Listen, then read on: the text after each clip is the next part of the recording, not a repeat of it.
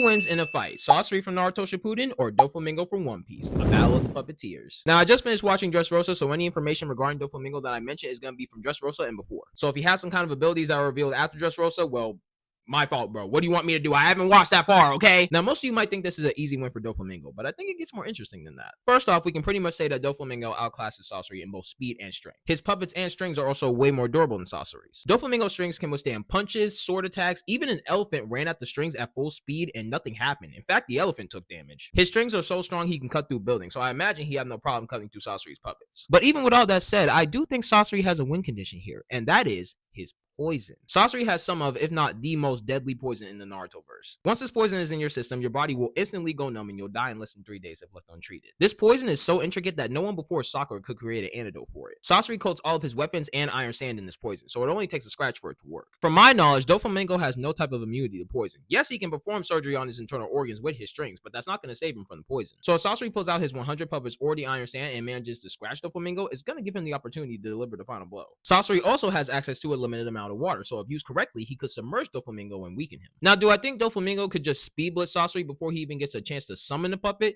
Yeah, it's possible. It's also possible that Doflamingo could just destroy all Sasori's puppets in one fell swoop thanks to the immense versatility of his abilities. Bars, by the way. And you could make an argument that Doflamingo would be able to endure the poison a little bit better than someone from the Naruto-verse, but that one's kind of iffy. But if he's not careful and plays around before he gets the chance to attack Sasori's core, it could lead to his downfall. But let me say this before you One Piece fans get mad. I do think Doflamingo wins this fight more times out of 10, but I would argue that there are scenarios where Sasori could pull out a win once or twice. But what do you guys think?